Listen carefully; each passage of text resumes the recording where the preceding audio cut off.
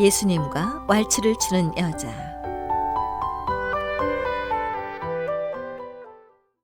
뇌종양으로 쓰러지던 2010년 매일 아침, 저는 골반 기도가 끝날 무렵이면 침묵 기도 CD의 마지막 곡에 맞춰 예수님과 왈츠를 추곤 했습니다. 물론 상상 속에서지만 말할 수 없이 행복한 시간이었죠. 처음 예수님의 의상은 늘 입고 계신 헐렁한 가운이었지만 시간이 경과되면서 검은색 턱시도에 새하얀 셔츠로 바뀌게 됐죠. 저는 예수님께 넥타이도 메어드렸습니다. 모자를 좋아하는 저는 예수님의 머리에도 밝은 회색빛 중절모를 씌워드렸습니다. 장발에 반 곱슬이셔서인지 너무나도 멋지게 잘 어울리십니다. 예수님의 신부가 되고 싶은 저는 물론 새하얀 웨딩드레스를 입습니다. 선교단 기도의 시간에 이 이야기를 했더니 딸아이가 엄마, 어디 가서 그런 얘기 절대 하지 마.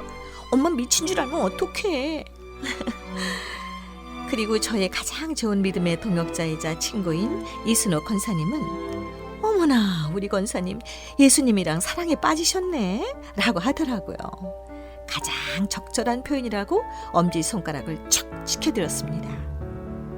딸아이는 그렇게 말했지만 실은 저 역시도 약간은 걱정이 되어 왈츠를 추면서 예수님께 여쭈었지요.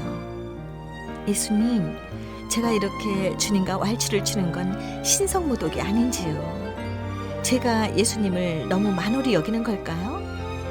예수님께서는 빙그레 웃으시면서 무슨 소리니? 나도 얼마나 즐겁고 행복한데 너 아니면 누가 나와 이렇게 춤을 추자고 하겠니? 하시는 게 아니겠어요? 그런데 그 즈음 저는 진짜 사랑에 빠진 듯한 정황이 여러 군데서 포착됐죠. 그해 10월 중순의 어느 날이었습니다. 집안의 공기를 환기시키려고 베란다 문을 활짝 열어젖히는 순간 도무지 정체를 알 수 없는 향기들이 기다렸다는 듯이 우와와와와 소리를 마구 지르며 제게로 돌진해 들어오는 것이 아니겠어요? 향기가 소리를 지르다니요? 너무나 무리수 표현인 것을 모르진 않지만 가장 적절한 표현이기에 정정은 하지 않겠습니다. 뒷산 숲의 나무와 풀과 가을의 들국화 향기, 혹은 낙엽을 태우는 냄새, 그도 아니라면 떨어진 낙엽과 흙이 섞여 숙성되는 냄새. 굳이 분류를 해서 말하자면 이 정도이지만 저는 거기에 하늘과 바람과 구름의 향기도 첨부하고 싶습니다. 뭐지? 뭘까? 뭐지? 이미 낙엽이 다 지고 난 늦가을 정원에 꽃향기가 날린 없건만 그 냄새 속에는 5월에 만개한 장미의 향기와 한여름날 푸른 달개비꽃의 달콤 비릿한 향도 섞여 있는 것이었습니다. 너무나도 기이한 현상과 맞닥뜨렸지만 저에게도 처음이고 그 누구에게도 들어본 일이 없는 그 경험을 해석할 재주는 제겐 없었거든요. 어찌나 가슴이 벅차오르던지 심장이 터질 것만 같아 베란다 앞을 떠나 거실로 들어오니 온 세상에 이번엔 주방으로부터 번져나오는 김치찌개 냄새가 어쩌면 그다지도 슬프도록 아름답던지요. 한낱 김치찌개 냄새 때문에 저는 그 자리에 서서 울고 또 울었습니다. 슬프고 기쁘고 안타깝고 그것은 더 이상 냄새가 아니었습니다. 그것은 삶이라 이름 붙여야 마땅할 그 무엇인가였습니다. 그 냄새에는 한 가족들의 삶의 모습이, 그들이 울고 웃으며 가족이 되어가는 전 과정이 오롯이 기록되어 있었습니다. 그것은 우리 가족의 모습이기도 하고 또 다른 가족의 모습이기도 했습니다. 그런데 시간이 경과되면서 그 현상은 단지 후각에만 국한되는 것이 아닌 듯 했습니다. 소리를 들을 땐 소리 속에서도 냄새가 맡겨지고 눈으로 보는 것에서는 소리와 냄새까지도 감지가 됐으니까요. 모든 감각이 극대화되어 느껴지는 모양이지만 왜 그런 현상이 제게로 온 것인지는 알 수가 없었습니다. 제게 초능력 같은 게 생겼던 것이었을까요? 이런 저를 보고 딸아이는 몹시 불안해했습니다. 아이고, 사람이 안 하던 짓을 하면 하지만 천만의 말씀입니다. 저는 이 놀랍고도 감동적인 현상이 하룻밤 자고 나면 사라져 버릴까봐 전전긍긍했었죠. 그런데 다행히 그 다음 날에도 그 현상은 저와 함께 있었습니다. 이런 비슷한 경험이 있었던가 하고 곰곰이 저의 역사를 더듬어 보노라니 과연 있었습니다. 처음으로 새벽에 주님의 음성을 들었던 날과 가장 가까운 현상이라는 걸 찾아낸 것입니다.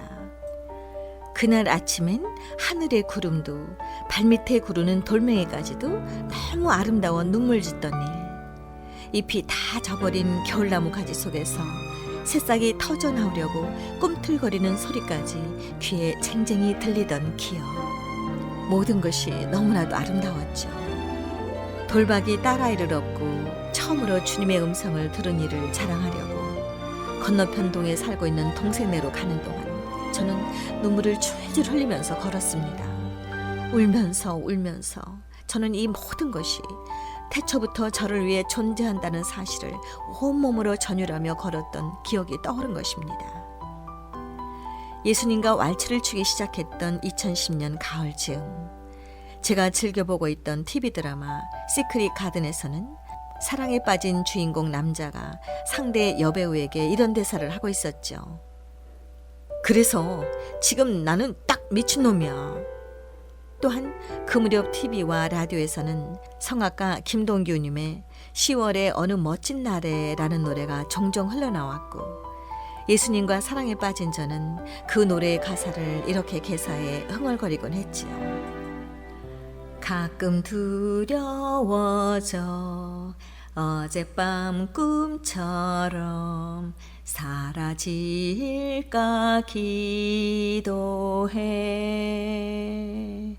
매일 주를 뵙고 주님 손을 잡고 내 곁에 있는 주님 확인해. 창밖에 앉은 바람 한 점에도 사랑은 가득한 걸. 살아가는 이유, 꿈을 꾸는 이유, 모두가 주님인 걸. 주님 만난 세상 더는 소원 없어. 바람은 죄가 될 테니까. 얼마 전 저는 2010년 가을 제게 일어났던 그 이상한 현상에 대해 이렇게 정의를 내렸습니다. 그것은 바로 사랑이라고 말입니다. 나의 생명의 주인 되신 하나님께서 태초부터 하늘에도 구름과 바람과 햇살과 달과 별, 그리고 나무와 풀, 꽃, 모든 자연 만물과 나와 만나고 스치는 모든 사람들의 손짓 몸짓 속에도 감추어 두셨지만 어리석게도 알아채지 못했던 피조물인 그대와 나를 향하신 하나님의 사랑의 고백인 것을 말입니다.